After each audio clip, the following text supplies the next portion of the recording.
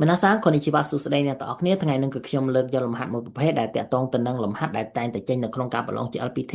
មិនថាជា LPT កម្រិត N5 N4 N3 និង N2 ឬក៏ N1 នោះទេតែងតែចេញជារៀងរាល់ឆ្នាំគឺលំហាត់ចេញមកគឺ style បែបហ្នឹងតែម្ដងអញ្ចឹងថ្ងៃនេះគឺខ្ញុំលើកយកលំហាត់តាក់ទងទៅនឹង GLPT កម្រិត N4 យកមកចែករំលែកទៅកាន់អ្នកទាំងអស់គ្នាភាសាជប៉ុនគឺគេហៅថា Ikae ឬ Iki យើងសួរស្ដាប់ទៅគឺលំហាត់ប្រភេទហ្នឹងអ្នកទាំងអស់គ្នាត្រូវតែចម្លើយ Ichiban Niban Sanban ឬក៏ Yonban តើចម្លើយមួយណាដែលមានអត្ថន័យដូចគ្នាឬក៏ដៃតៃអូណាជីអ៊ីមីអត្ថន័យគឺស្ទើរតែដូចគ្នាទៅនឹងគេប្រយោគដែលគេគូបន្ទាត់នោះគឺជាចម្លើយដែលត្រឹមត្រូវអញ្ចឹងតើកុំឲ្យខាតពេលអ្នកទាំងអស់គ្នាត្រូវមើលកន្លែងមុនដៃមកបន្តិចទៅចំណោទប៊ឺនតូដៃតៃអូណាជីអ៊ីមីណូប៊ឺនកាអារីម៉ាស់អញ្ចឹងអារីម៉ាស់មានប៊ឺនប្រយោគអញ្ចឹងមានប្រយោគ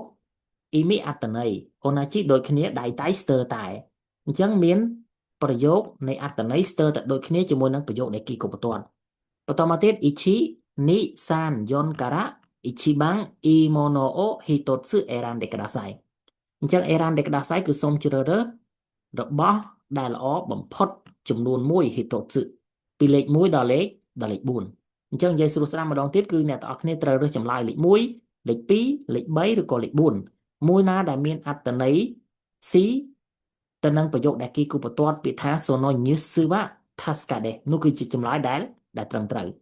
អញ្ចឹងខ្ញុំសូមដាក់កន្លែងនេះបន្តិចទៅដើម្បីចំណាំក្នុងការសរសេរងាយស្រួលមើលចុះតើមើលទាំងអស់គ្នាសំណួរ Ichiban គេសរសេរថា sono nyusu wa tasuka desu អញ្ចឹង sono ហ្នឹងបកប្រែថានោះ nyusu ព័ត៌មាន tasuka បកប្រែថាពិតប្រាកដកន្លែង desu ហ្នឹងក៏បកឲ្យគេដែរទាំងអស់គ្នាគឺបកប្រែថាគឺជាអញ្ចឹងប្រយោគនៅក្នុងភាសាជប៉ុននៅខ្ញុំតែងតែប្រាប់នៅក្នុងវីដេអូរបស់ខ្ញុំជារៀងរាល់វីដេអូហើយអញ្ចឹងឃើញវាក់បោកកាសឲ្យបកមកពីក្រោយអញ្ចឹង sono nyusu វៈព័ត៌មានហ្នឹង Tasuka ដែរគឺពិតប្រាកដអញ្ចឹងចម្លើយ Ichiban Niban Sanban ឬក៏ Yonban អញ្ចឹងតោះមើលទាំងអស់គ្នា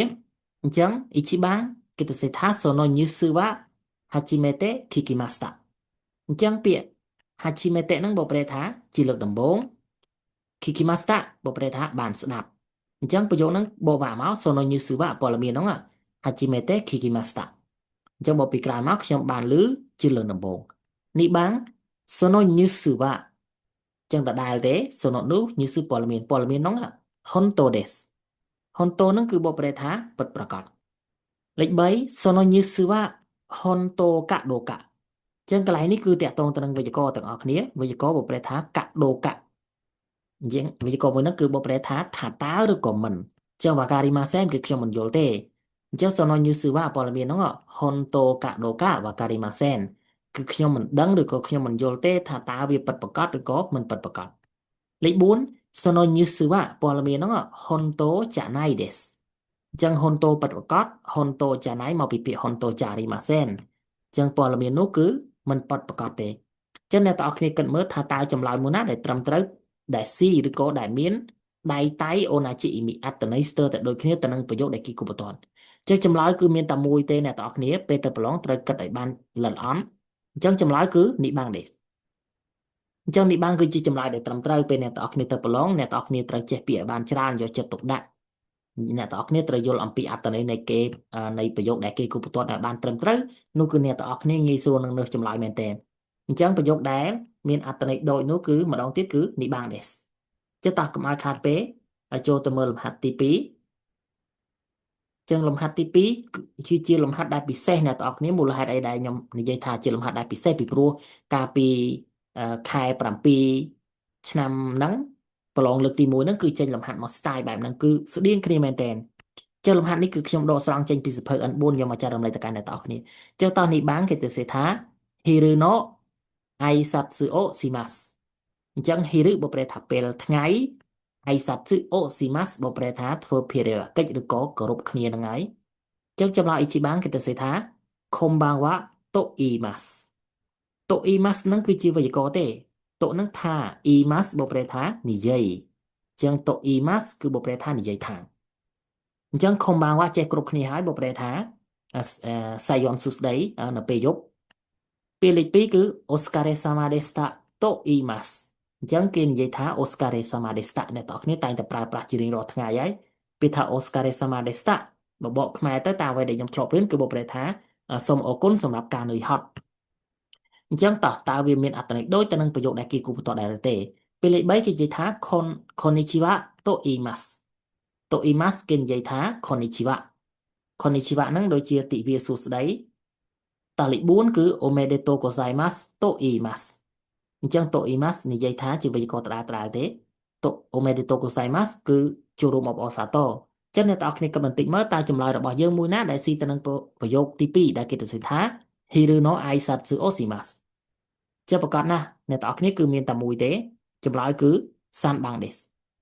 ចឹង san bang គឺជាចម្លើយដែលត្រឹមត្រូវអ្វីដែលស៊ីគ្នាទៅនឹងពាក្យថា hiru នេះគឺពាក្យថា konnichiwa អូខេតោះកុំឲ្យខាតពេកចូលទៅមើលលំហាត់ទី3ថ្ងៃនេះគឺខ្ញុំលើកបានតែ4លំហាត់ទេមកចែករំលែកទៅកាន់អ្នកទាំងអស់គ្នាអញ្ចឹងប្រយោគទី3គេទៅសេថាខណ្ឌជីនេះអ្នកទាំងអស់គ្នាអាចដាច់ទេគឺបបប្រែថា senpai បបប្រែថាសិស្សច្បង senpai នេះអាយ៉ាម៉ារីម៉ាស់ចាំពេលអ្នកទាំងអស់គ្នាទៅប្រឡង N4 ហ្នឹងគេមិនសូវទៅសេខណ្ឌជីអ្នកទាំងអស់គ្នាច្រើនទេវាថា hiru ជាដើមវាថាអីសត្វសឹកអីហ្នឹងហើយពាក្យ senpai កន្លែងនេះមកខ្ញុំឃើញនៅក្នុងសភៅហ្នឹងគឺគេដាក់ senpai អញ្ចឹងខ្ញុំទៅសេខណ្ឌជីដកស្រង់មកបែបហ្នឹងបង្ហាញទៅកាន់អ្នកទាំងអស់គ្នាអញ្ចឹង senpai នេះអាយ៉ាម៉ារីម៉ាស់ឬក៏អាយ៉ាម៉ារីម៉ាស្តាអញ្ចឹង senpai គឺសិស្សច្បងអាយ៉ាម៉ារីម៉ាស្តាបប្រែថាបានសុំទោសអញ្ចឹងសុំទោសទៅកាន់អ្នកណាម្នាក់ហ្នឹងគឺគេប្រើប្រាស់បរិវារស័ព្ទនេះអញ្ចឹងកន្លែងនេះក៏អ្នកទាំងអស់គ្នាត្រូវចាំដែរអញ្ចឹង senpai នេះអាយ៉ាម៉ារីម៉ាស្តាចុះតើមើលចម្លើយ ichi ni san yon ទាំងអស់គ្នា ichi បានគេទៅសេថា senpai នេះ meru o okurimashita អញ្ចឹង mail ហ្នឹងភាសាកម្ចីទេគឺ email ដែលយើងទទួលលុយទទួលអីហ្នឹងគឺ email ហើយ okurimashita បកប្រែថាបានផ្ញើអញ្ចឹងខ្ញុំបានផ្ញើ email ទៅកាន់សិស្សច្បងនិយាយរួមឲ្យតែធ្វើអ្វីមួយទៅកាន់អ្នកណាម្នាក់ហ្នឹងគឺគេប្រើប្រាស់នេះទាំងអស់អ្នកទាំងគ្នាត្រូវចាំចម្លើយលេខ2គេទៅសិថា senpai នេះអតិខណ្ឌជីនេះគឺ aimas បកប្រែថាជួបអញ្ចឹង tanoshikatta desu ខណ្ឌជីនេះគឺ tanoshi សប្បាយរីករាយលុបអ៊ីចោលថែមកតៈគឺជាទម្រង់អតីតកាលអញ្ចឹង senpai នេះអតិ tanoshikatta desu កន្លែងតេនេះអ្នកទាំងអស់គ្នាកន្លែងតេហ្នឹងមិនមែនអឺជាពាក្យអឺជាពាក្យសាមញ្ញអីទេ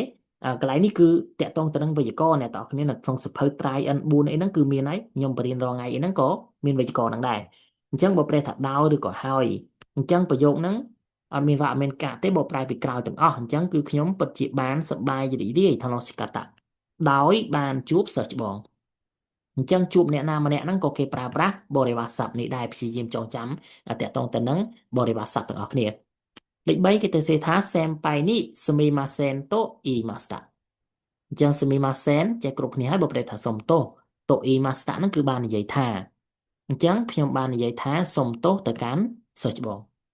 តលេខ4 senpai នេះ presento agemashita អញ្ចឹង presento ក៏ភាសាកម្ចីដែរមកពីពាក្យ present តុបើប្រែថាកាដូហ្នឹងហើយ agemashita បានឲ្យអញ្ចឹងអត់មានវ៉ាអត់មានកាបើពីក្រោយទាំងអស់ agemashita ខ្ញុំបានឲ្យកាដូហ្នឹងទៅកាន់សិស្សច្បងអញ្ចឹងអ្នកទាំងអស់គ្នាគិតបន្តិចមើលចម្លើយជីនីសានយុនតើមួយណាដែលមានអត្ថន័យស៊ីទៅនឹងប្រយោគដែលគេគូបន្ទាត់នៅខាងលើពាក្យថា ayamarimashita បើប្រែថាបានសុំទោសអញ្ចឹងប្រកាសណាមីណាសានពាក្យថា ayamarimashita បានសុំទោសវាស៊ីជាមួយនឹងពាក្យថា sumimasen ដូច្នេះចម្លើយរបស់យើងគឺ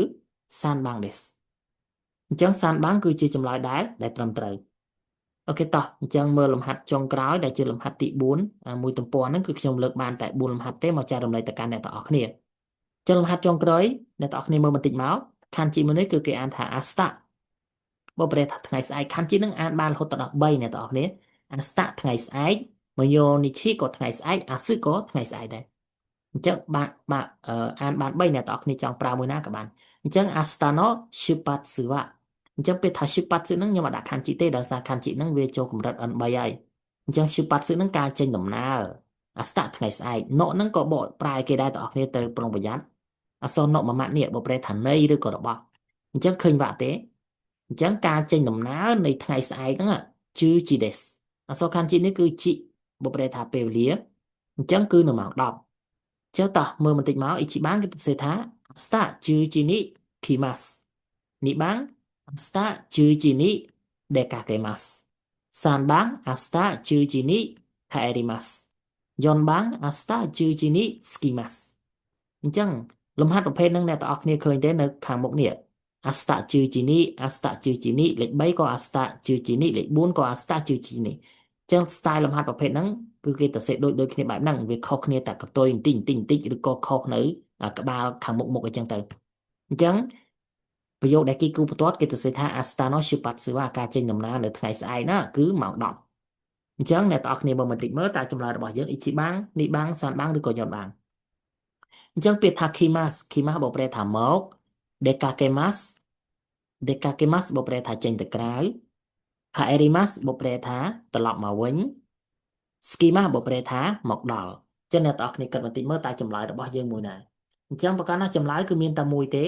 ពាក្យដែលមានអត្ថន័យដូចទៅនឹងពាក្យ shipat susima ចេញដំណើរនោះគឺពាក្យថា dekakemas អញ្ចឹង dekakemas នឹងមានន័យថាចេញទៅក្រៅអញ្ចឹងវាជាអត្ថន័យស្តៀងដៃតៃអូណាជីស្តៀងទៅនឹងពាក្យថា shipat susima អញ្ចឹងហើយបានជាចម្លើយទី2គឺជាចម្លើយដែលត្រឹមត្រូវអញ្ចឹងតកតងទៅនឹងការបង្ហាញវីដេអូតកតងទៅនឹងលំហាត់ប្រភេទបែបហ្នឹងគឺខ្ញុំលើកបានតែ4ទេទាំងអស់គ្នាហើយក៏សង្ឃឹមថាអ្នកទាំងអស់គ្នានឹងព្យាយាមបានមើលពីព្រោះអ្នកថ្មីពិសេសសូម្បីតែកូនសិស្សដែលកំពុងតែរៀនជាមួយខ្ញុំរាល់ថ្ងៃហ្នឹងក៏គាត់មិនដែលជួបតកតងទៅនឹងលំហាត់ប្រភេទហ្នឹងដែរអញ្ចឹងសង្ឃឹមថាអ្នកទាំងអស់គ្នាព្យាយាមមើលបើសិនបើអ្នកទាំងអស់គ្នាមានបំណងទៅប្រឡងជា LPT មិនថាខែ7ឬក៏ខែ12ទេពីព្រោះstyle បែបនេះគឺគេចេញជារៀងរាល់ឆ្នាំតែម្ដងអញ្ចឹងអ្នកទាំងអស់គ្នាព្យាយាមមើលដើម្បីទទួលបានតិចនិចនៅក្នុងការដោះស្រាយលំហាត់ប្រភេទនេះអញ្ចឹងអរគុណច្រើនសង្ឃឹមថាជួបគ្នានៅវីដេអូបន្តទៀត